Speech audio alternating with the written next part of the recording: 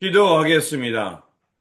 좋으신 아버지 하나님, 약속대로 이 땅에 육을 입고 이 땅에 오셔서 우리에게 하늘의 평화와 이 땅에는 주님을 사모하는 자에는 그 하늘의 기쁨이 넘치게 하시니 감사를 드립니다. 주님의 이 약속의 성취를 저희들이 경험하여 싸우니 주님, 오늘도 우리에게 주어진 말씀, 또 우리에게 맡겨진 삶의 자리, 하나님 나라 하늘의 그 영광을 향해 살아가는 우리 모두가 되게 하여 주옵소서.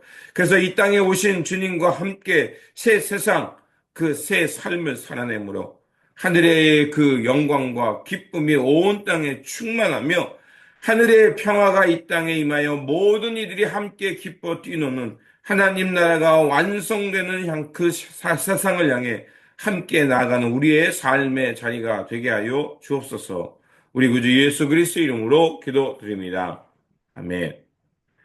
오늘 우리에게 주신 말씀은 누가복음 2장 8절에서 14절입니다. 그 지역에서 목자들이 밤에 들에서 지내며 그들의 양떼를 지키고 있었다.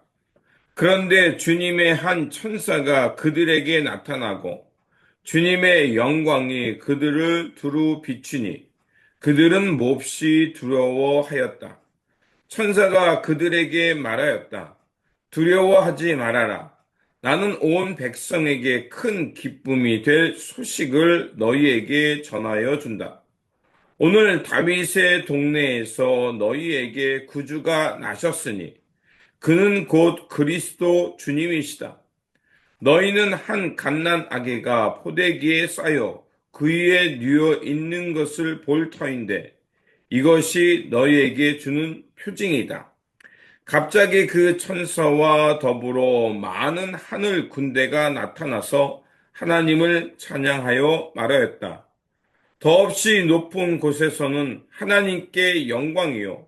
땅에서는 주님께서 좋아하시는 사람들에게 평화로다. 네. 오늘 본문 말씀은 들에 있는 목자들에게 예수 그리스도의 탄생을 전하는 말씀입니다. 세례자 요한의 아버지 스가랴가 성령이 충만하여 부른 노래는 이 세상 가운데 오시는 예수 그리스도를 가장 잘 드러내는 말씀들 중에 하나입니다.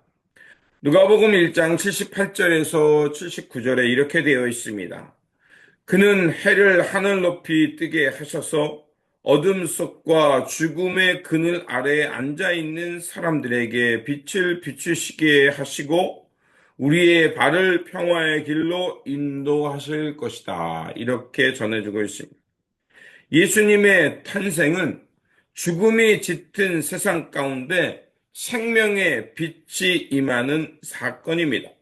갈등과 혼돈이 제 아무리 극심하다 해도 예수님의 탄생으로 이 땅에 평화가 임하였음을 우리에게 전해주는 것입니다.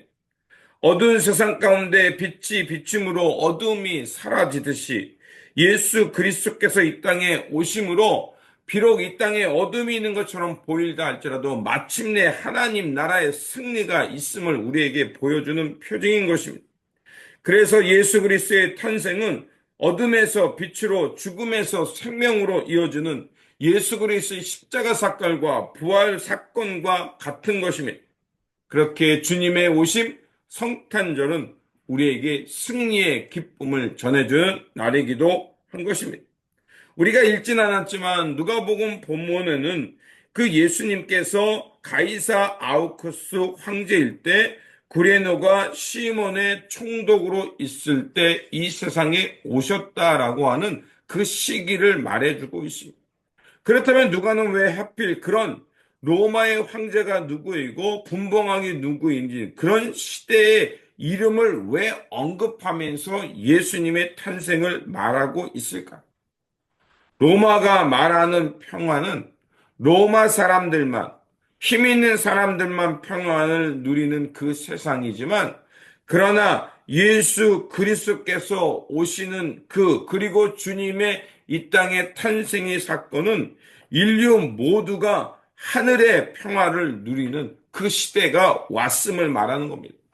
그리고 진정한 평화의 왕은 아우쿠스 황제가 아니라 바로 예수 그리스도라는 것을 누가는 선포하며 누가복음을 쓰고 있는 것입니다.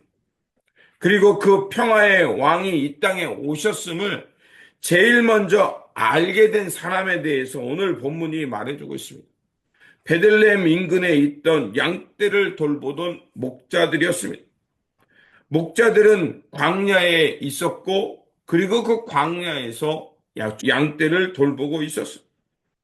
참 평화의 세상을 꿈꾸는 사람들은 다 어디로 갔을까? 이스라엘 백성들도 출애굽해서 어디로 갔죠? 광야로 갔습니다. 예수님께서도 공생을 시작하기 전에 광야에 가셨습니다. 바로 오늘 누가복음이 이 광야에 있는 목자들에게 그 천사들이 나타나서 예수 그리스도의 탄생을 전하는 것은 바로 광야에 있는 사람이야말로 하나님의 나라와 하나님의 평화를 꿈꾸는 사람임을 빗대어 말하고 있는 겁니다.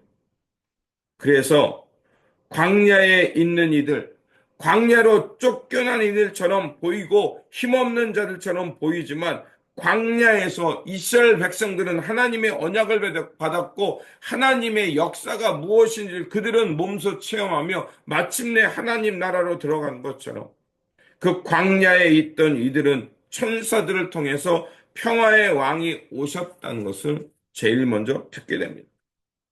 마치 모세가 호랍산에서 하나님의 언약을 받듯이 광야에 있는 목자들이 그 하나님의 영광이 이 땅에 임하는 사건 예수 그리스도의 탄생을 제일 먼저 듣게 된 것입니다. 그리고 그 하늘에 있는 천사가 찬양하면서 그들에게 이렇게 말합니다.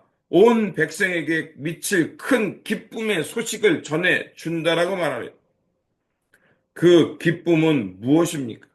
바로 이 땅에 평화의 왕이 오셨고 그리고 높은 곳에서는 그 하나님께 영광이요 땅에서는 주님께서 좋아하시는 사람들에게 평화가 임하는 사건임을 그들에게 말해주고 있는 겁니다.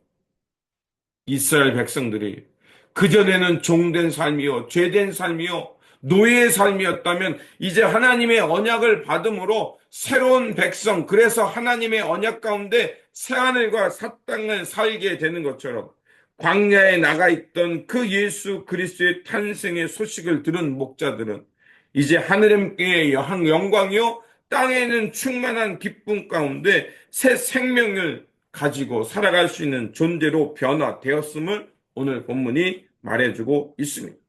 그렇습니다.